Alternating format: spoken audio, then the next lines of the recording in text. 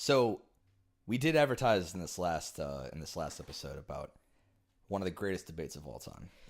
I think it's the daddy debate of 2019. The daddy debate of 2019. Who is a better father, Boruto's dad? Correct.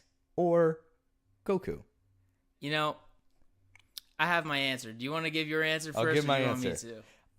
I'll give mine first. I think after a lot of research, it was a closer race than I expected, but I think Boruto's dad, a.k.a. Naruto, is a slightly better dad than Goku.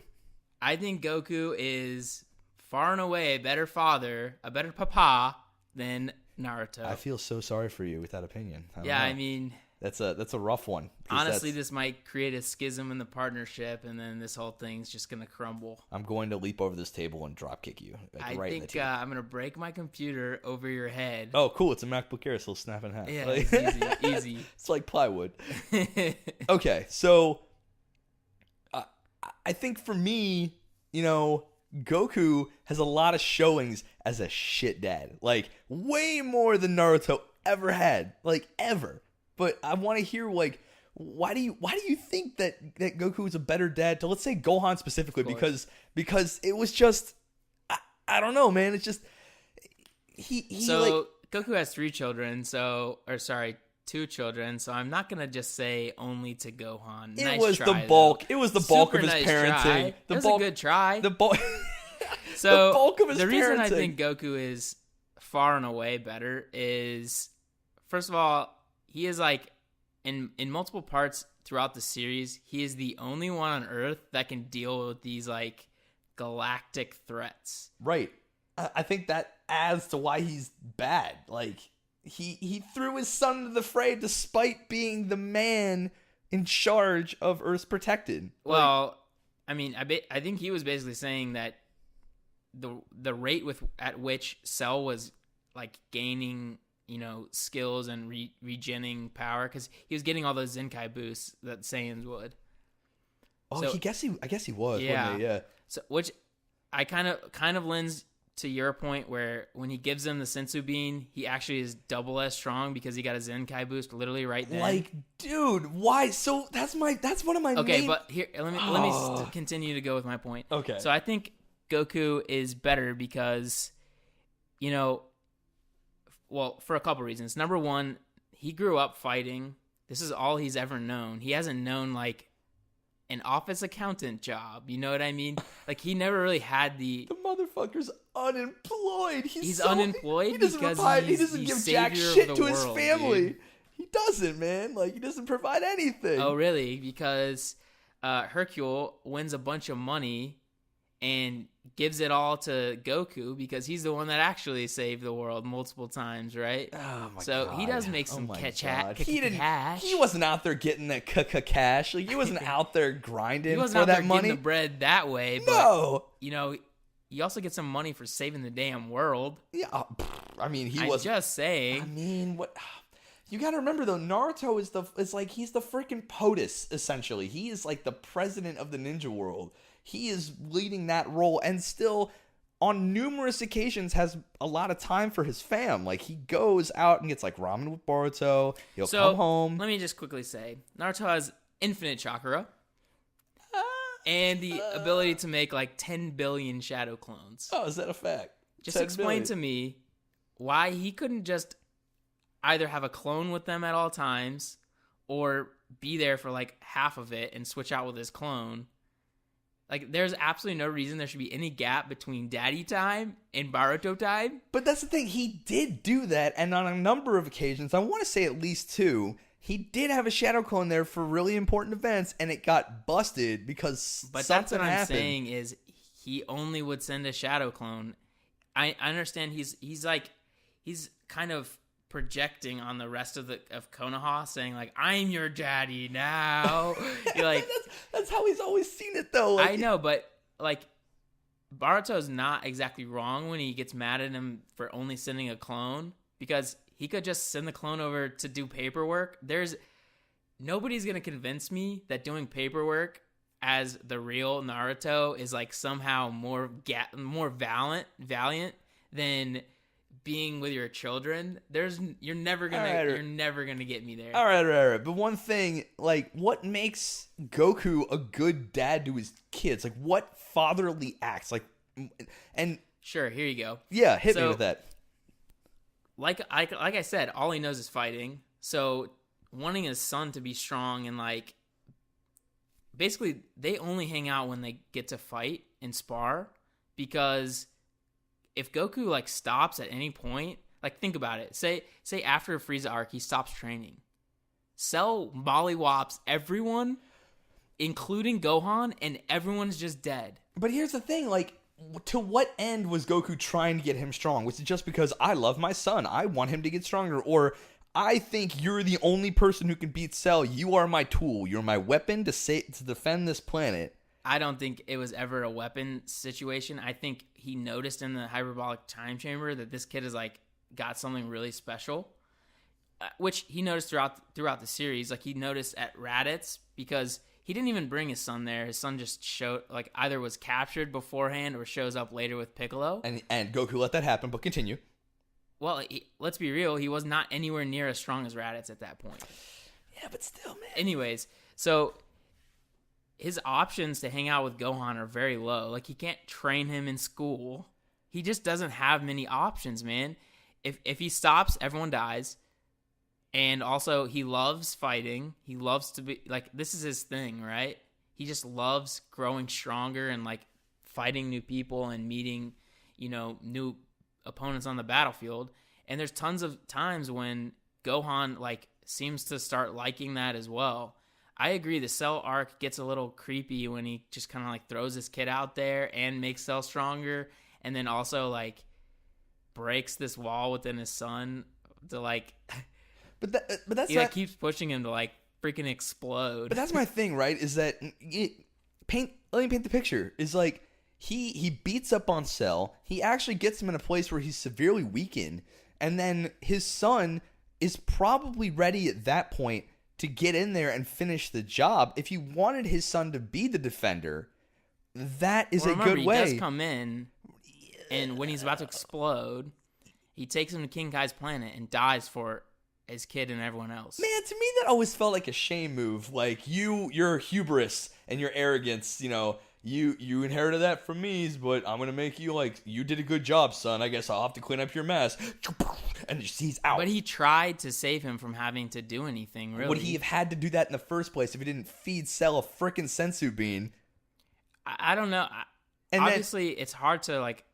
And that's the one thing. Pretend we understand Goku's intentions, but thing is, like I'm saying, this is the only way he's connecting with his kid. His intentions were clear when Gohan was initially fighting a healed Cell, and he was just standing there, arms folded. Because he's proud of his boy. Smiling as Cell's got him by the hair and just beating on his face. Is he not allowed to be proud of his boy? He could be proud of his boy all day as he's getting literally concussed 30,000 times in the face, and he's proud of his boy. What do you want from him? All these other Z fighters. Just to say it. I don't want to hear nothing. All these Z fighter cucks are sitting there like, even Yamcha was like, bruh, he's like, dude, dang, are you literally insane? And he's like, my boy's got this. Yeah, my boy's got this for sure. And he's just getting his ass kicked. It wasn't until he had a moment of you know what? Android 16 was the one who pushed him over the edge. The catalyst, certainly. He was a catalyst. And then at the end, the one-handed Kamehameha, he's there to help his boy. And oh my god. Post-Cell arc. Oh my god. He wasn't actually there. He says, look, son. If you don't do this now. No, stop. He says, look, son, I think you should start studying and, like, do what your mother wants and become, like, someone that contributes to society. Yeah, was that like before or after the planetary and solar system threat was defeated? Yeah, that was after. Yes. That's exactly my point, is that all these massive threats are what is keeping him from just letting his son be a kid. I think in this world, he does not have the option to, like, basically stop training, and he also doesn't have the option to let Gohan, who he knows is a freaking beast, like, quit. Then later in the series, Vegeta is watching Gohan I think he was like sparring with somebody else, and he's like, "Wow, you let your son get really weak," and he's like, "It's okay," you know. Like I genuinely believe that he loves his kids, and he tried really hard, but it's just not from his frame of reference. Like he had nothing else to base like being a good father on. Look at the Ox King. That dude loved Chi-Chi and was like all over her, but he wasn't exactly a good dad either. I mean, but the thing is, he had a job to do. He had literally didn't have to fight interplanetary global threats. But that's what Naruto is doing. He has the same job plus being basically the leader of the ninja world. And then but here's a problem. He still makes time for his fam as a father. I think the infrastructure for Naruto is massive. He has an entire village. He has all these people working for him. He has a peaceful time until Momoshiki shows up, which is like a significant period after Boruto is born. Right. And the thing was, I'm just saying, I think he could easily make more time for his kids, and he doesn't. Okay. But here's the thing. When Boruto was born to when he's about 6 or 7, this is before Naruto is Hokage. So in all those 8, why Boruto was so bitter, I think we got to not look at it from the perspective of the kids, because Gohan gushes over his dad even in its worst times. I was going to bring this up, but I'm saying, it is crazy. But we can't look. I think that's a fallacy to look at their particular viewpoints of their father, because Boruto's so bitter because all he knew up to 7 years old was his father always being around, being literally the most bomb-ass dad of all time. And then he became the Hokage, and that's why Boruto's so bitter and paints his dad in a pretty negative light. But if you come at it, Boruto is still, he's still getting fatherly time with his dad a lot. But look at Gohan from 4 and 5 years old. I mean, what happened? Goku got killed. This dude's been dead for a lot of his life. Like I think a lot of these things are out of Goku's hands. And I just feel like Naruto does have the ability to kind of fill this gap with his son. You know what? I don't think we're going to agree. But can we agree on one thing? What's that? Piccolo's best dad? He's definitely best dad. Piccolo's best He's dad. He's the best green boy. Let's talk Piccolo right quick. Piccolo's best dad of all time. Absolutely. He raised Gohan far. to be from This dude's not his kid. This dude is not the same, race. Not even race. He's not even the same species. Planet. Species. Yeah. Insane. And he used to be a bad boy. Not just a bad boy, Goku's bad boy. Yeah, the bad boy. The bad boy for Goku for basically the second half of Dragon Ball straight up. Right. And he 180'd because Goku sacrificed himself, and Goku said, "Piccolo, take my whiny bitchy child who might have battle potential." And he's like, "Since I'm dead, all right, let's not just be a little bit cognizant of that." I'm not gonna, because Piccolo had every right to just be like, "Bah, get out of my face, go survive in the wilderness." Oh wait, he did that. No, because he was a good cared. Dude, and for sure. And he's super tsundere.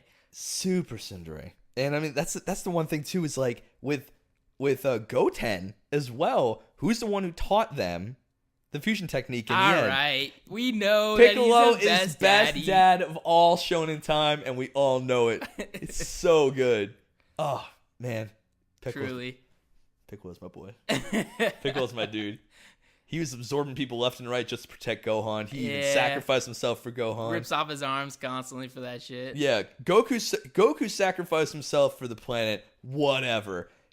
Piccolo specifically sacrificed himself for Gohan because that's his boy. That's his kid. It is his little boy. That's his little boy. His little Saiyan baby boy. Thank you guys for watching. That was the first Weeb clip. It was number one. Yeah. Number one of many. Number one of many. It was Hokage Naruto versus Goku for who's the best dad. Yeah, I think we unanimously decided the best father of the two, and it's obviously Piccolo. Yeah, obviously, Piccolo, the green daddy. Yeah, thank you so much for watching this Weeb clip. If you want to, if you like what we have to give out, like, comment, subscribe, smash that bell button, right. And if you want to see the full podcast and listen to the whole thing, where do we go for that? Where do you want to go? You should go to Apple Podcast, Google Podcast, Stitcher, Spotify, the whole nine. Anywhere you think a podcast might be hiding under a rock somewhere, we're going to find our way there. So, iTunes for sure, Spotify coming soon, if not already out by now. And this clip was from episode 1, And that has also a in-depth Promise Neverland talk. Ooh, what a spicy show. We love that junk. But yeah, until next time. Thank you guys for watching. Peace.